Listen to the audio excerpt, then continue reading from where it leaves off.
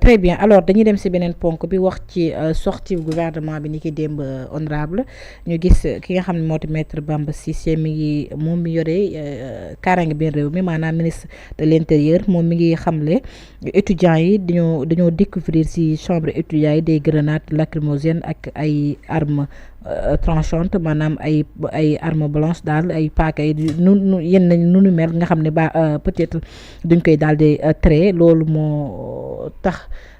ñenn ñi ci ñoom sax ñoo ngi wax ni waruñu leen woon brutaliser waruñu leen woon dóor te on est d'accord que waruñu woon def yenn mais nee na lu waraloon ñooñu daal di takk day daal di dugg ci biir campus yi loolu bokk na ci naka nga ko gisee sortie maître Bamba Cissé malgré gis nañ critiques yi bari ñoo ngi koy def jëm ci seen sortie bi. maa ngi masawu Bamba Cissé et tout le gouvernement. di jaale vraiment suñu doom suñu rakk suñu jarbaat bi gën a àddina di masawu tous les blessés 40 et quelques policiers FDS des dizaines d'étudiants blessés ñëpp del masawu di jaale le monde universitaire di jaale famille am di ñaanal le jeune ba yàlla xéeru ko àjjana perte humaine fu mu am rek musiba la loolu sax moo tax affaire bi xaw a gën a diis ci ñëpp mais li xaw université il faut ñu jàngat ko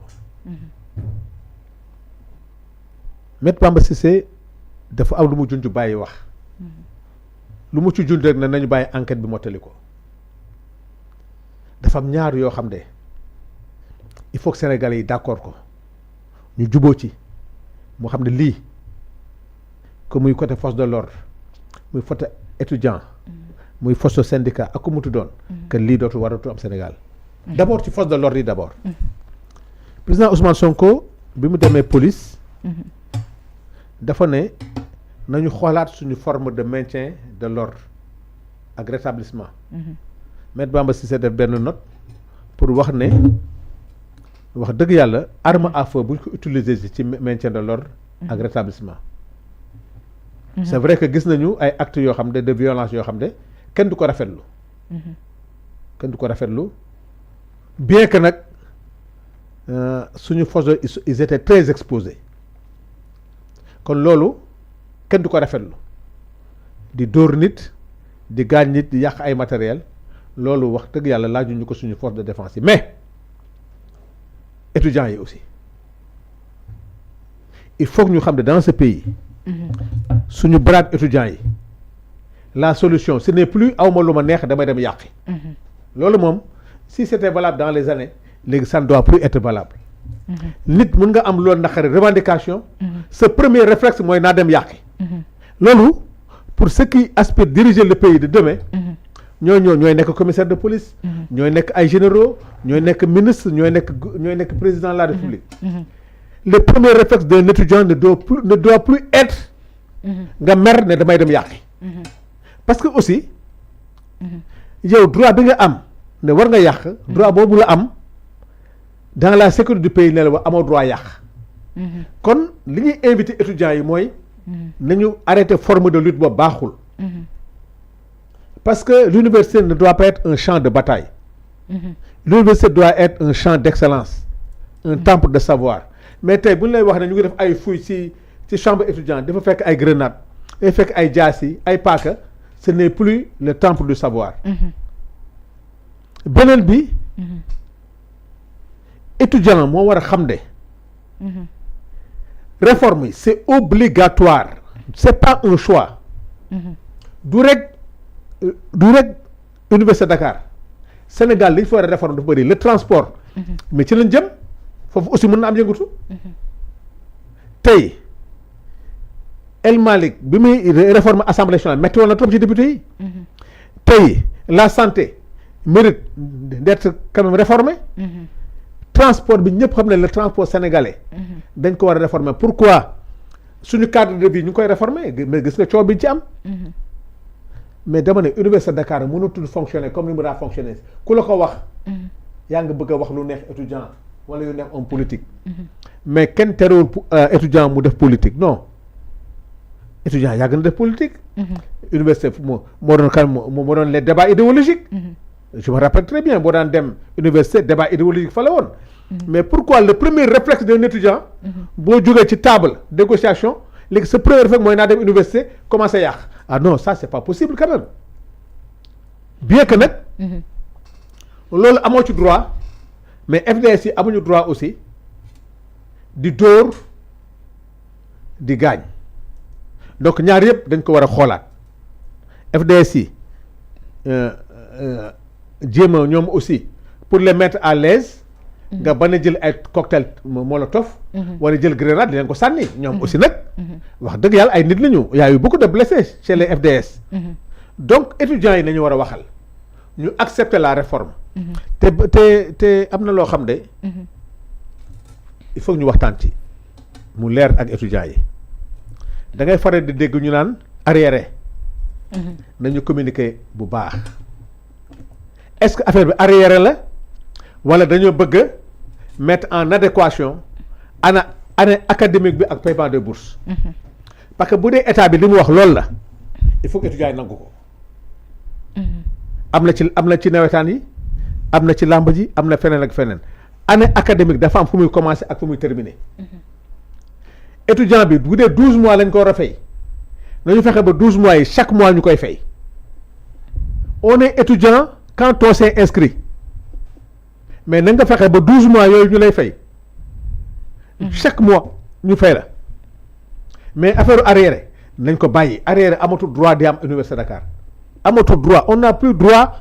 du fait que le gouvernement s'est engagé à payer les bourses tous les mois 12 mois yi dara du ci manqué dès ton inscription tu auras les 12 mois loolu na ko état bi garantir mu leer étudiants yi toog ñu xam ne loolu la mais di fay arriéré étudiant bi di jàng fekk liñ ko doon fay encaissé na ko ba pare loolu nañ ci waxtaan nit ñi xam lan moo xew mais tu entends les gens dire que ne problème bu bourse la mais d'après les explications qu'on nous a données du affaire bourse les bourses sont payées à temps du affaire bourse affaire lan la affaire adéquation année académique ak paiement des bourses bu dee loolu la étudiants yi noonu toog parce que aussi étudiants yi dem autour parce que boo déggee ministre bi li mu waxee directeur des bourses mooy waxtaan nga am mais xëy na waxtaan bi dañoo jubawul mais ñàkk juboo aussi bu mu tax nga jóg dem soo demee d'accord dama def conférence de presse wax na gouvernement bi waaw lii xam nga lii il faut ñu communiquer ci fii na xale bi loxo bi daggee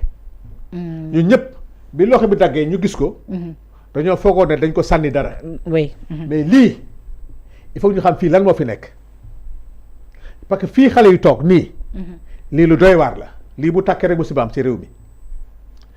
lii lan moo tax ñu bëgg a taal lii c'est un réseau bu doy waar la lii bés bu tàkkoon université rek musiba am ñii dem nii doon taal ba kële affaire bi échappé xëy na sax loolu moo tax ñu arrêté parce que bu effort bi explosé ci loxoom lii bu tàkkee rek musiba am ci réew mi kon naka ne étudiant mun a dem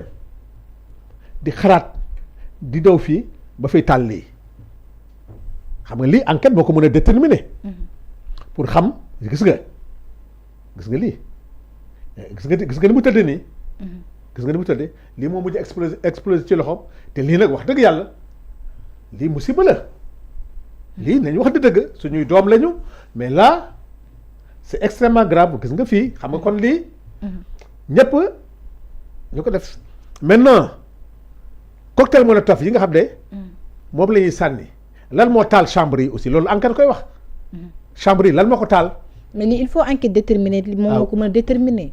non enquête moo ko mën a déterminer je pense que c'est te si biir sax maître Bamba Cissé mi ngi wax ni ay armes yi nga xam ne fekk nañ leen grenade yi ñu fa fekk mu ngi nii xam nga lii musiba la ki yor grenade bi te grenade bi bokkul si suñu arsenal grenade boobu ko fu ñu ko jëlee ak lu ko dugal université deuxièmement xoolal lii man revendication étudiantine dafa mos a am ci et puis c'est normal on doit les mettre dans les meilleures conditions possibles étudiant da nga koy mettre parce que fii c'est xoolal lii c'est l'élite de notre pays. tey lii xaruñu ko